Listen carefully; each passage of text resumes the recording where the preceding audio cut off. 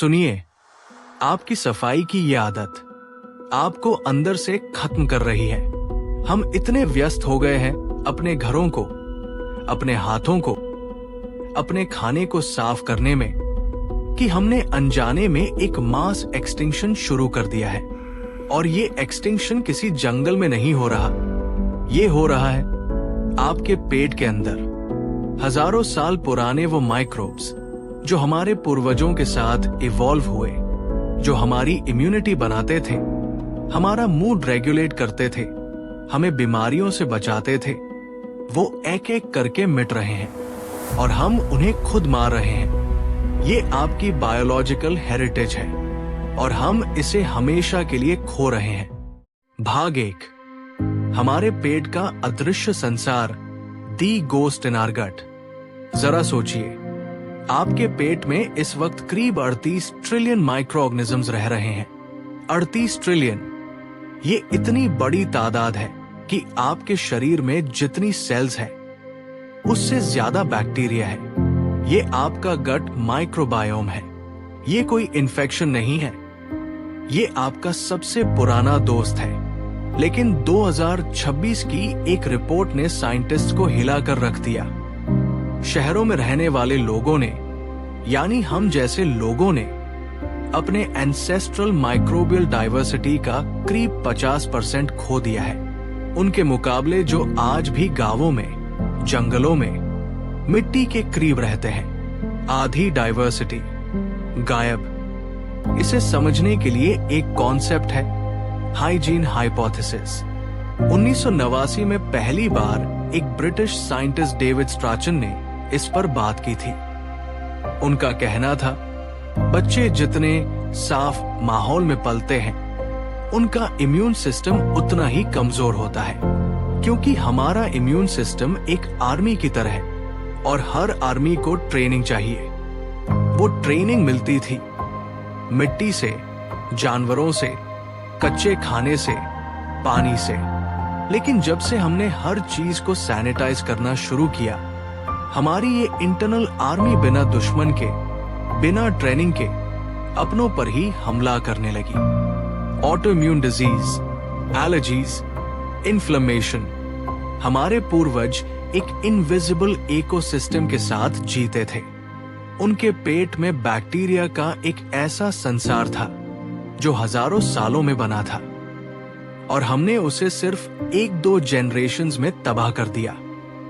भाग 2, अति सफाई की कीमत, the cost of extreme sanitization. अब जरा 2026 की दुनिया देखिए। स्मार्ट सिटीज में एयर फिल्ट्रेशन सिस्टम्स हैं जो PM 0.1 तक के पार्टिकल्स फिल्टर कर देते हैं। घरों में मेडिकल ग्रेड क्लीनिंग रोबोट्स आ चुके हैं। हम एंटीबायोटिक सोप्स, यूवी स्टेरिलाइजर्स और HEPA फिल्टर से घिरे हैं। लगता है हम बहुत सेफ हैं, बहुत क्लीन हैं, लेकिन साइंटिस्ट्स कह रहे हैं हमने अपने घरों को बायोलॉजिकल डेजर्ट्स बना दिया है। आपने H. पिलोरी का नाम सुना होगा। हम उसे स्टमक अल्सर का विलन मानते हैं, लेकिन रिसर्च कहती है अगर बचपन से H. पिलोरी गट में हो तो ये एस्थमा और एलर्जी से प्रोटेक्ट करता है, एसिड रिफ्लक्स को रेगुलेट करता है। पर आज डेवलप्ड कंट्रीज में बच्चों के गट में H. पिलोरी मिलना बंद हो गया है। एक और बैक्टीरिया है ऑक्सिलोबैक्टर फॉर्मिजीन्स। ये आपके किडनी स्टोन्स बनने से रोकता था। ये कैल्शियम ऑक्सलेट को डाइजेस्ट कर देता था। लेकिन जब से एंटीबायोटिक्स का इस्तेमाल बढ़ा, ये बैक्टीरिया हम में से बहुतों के पेट से गायब हो चुका है। और कोइंसिडेंस देखिए, किडनी स्टोन्स के मामले पिछले 30 साल में दोगुने से ज्यादा हो गए हैं। ऑटो इम्यून डिसऑर्डर्स जो कभी रेयर हुआ करती थी, आज इंडिया के शहरों में एपिडेमिक बन रही है। Rheumatoid arthritis, lupus, Crohn's disease, inflammatory bowel syndrome. Pre industrial era में इनका जिक्र तक नहीं था मेडिकल टेक्स्ट बुक्स में। हमने साफ करने की होड़ में अपने ही बॉडी गार्ड्स को मार दिया। भाग 3, हज्जा कबीले की विरासत, the lost heritage of the Hadza. Tanzania के जंगलों में एक कबीला रहता है, हद्जा। ये लोग आज भी वैसे ही जीते हैं जैसे हमारे पूर्वज 10,000 साल पहले जीते थे। शिकार करते हैं, जंगली फल खाते हैं, मिट्टी में खेलते हैं, नदियों का पानी पीते हैं। साइंटिस्ट्स ने जब हद्जा के गट माइक्रोबायोम का एनालिसिस किया तो उनके होश उड़ गए। हद्जा के पेट में बैक्टीरिया की जितनी डाइवर्सिटी है, उसके आगे एक दिल्ली या मुंबई के ऑफिस वर्कर का गट लिटरली एक वेस्टलैंड जैसा दिखता है। लेकिन सबसे चौंकाने वाली बात यह थी, हद्जा के गट बैक्टीरिया हर सीजन के साथ बदलते हैं। मॉनसून में अलग बैक्टीरिया डोमिनेंट होते हैं, समर में अलग, सर्दियों में अलग। क्यों? क्योंकि उनका खाना बदलता है, उनका एनवायरनमेंट बदलता है, उनका मिट्टी से संपर्क बदलता है। ये सीजनल फ्लक्चुएशन उन्हें मेटाबॉलिक फ्लेक्सिबिलिटी देता है। जिस मौसम में जो बीमारी आ सकती है, उसके खिलाफ उनका गट पहले से तैयार हो जाता है। हम इस फ्लेक्सिबिलिटी को पूरी तरह खो चुके हैं। और एक और चीज जो हम खो रहे हैं वो है हॉरिजॉन्टल जीन ट्रांसफर। आसान भाषा में, जब हम मिट्टी में हाथ डालते हैं, जब हम खेत में काम करते हैं, जब हम बारिश में भीगते हैं, तो हमारे गट बैक्टीरिया सॉल के बैक्टीरिया से जीन्स का एक्सचेंज करते हैं। New enzymes, new defence mechanisms. ये नेचर का एक सॉफ्टवेयर अपडेट था, हर जेनरेशन को मिलता था। लेकिन जब से हम कंक्रीट के जंगलों में कैद हो गए, ये अपडेट बंद हो गया। हद्जा के पास अभी भी ये कनेक्शन है, हमारे पास नहीं। अगचार, एक जैसे माइक्रोब्स का खतरा, consequences of a homogenised microbiome.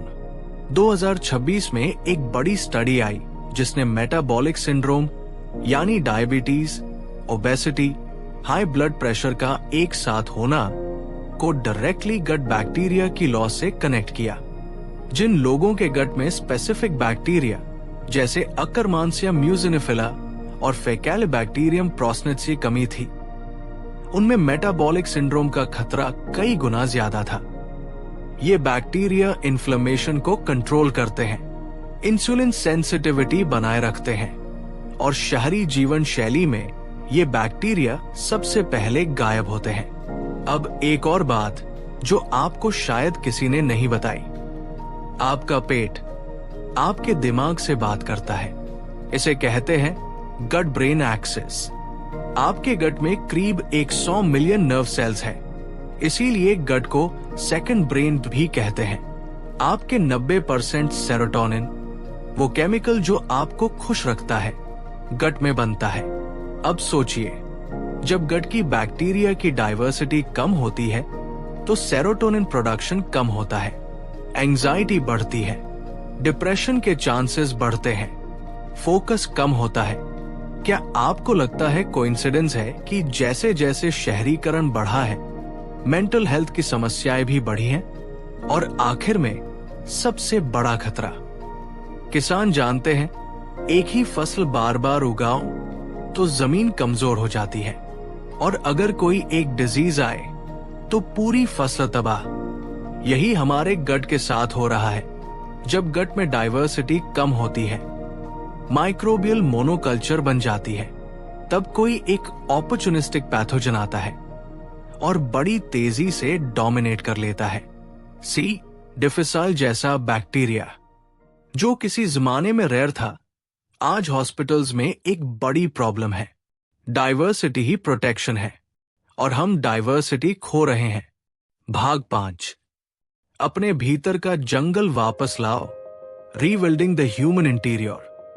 लेकिन ये कहानी का अंत नहीं है। 2026 में साइंस एक नई दिशा में जा रही है, जिसे कहते हैं माइक्रोबियल रेस्टोरेशन। पहले हम जेनेरिक प्रोबायोटिक्स लेते थे, लैक्टोबैसिलस की एक बोतल जो हर किसी को एक जैसे दी जाती थी।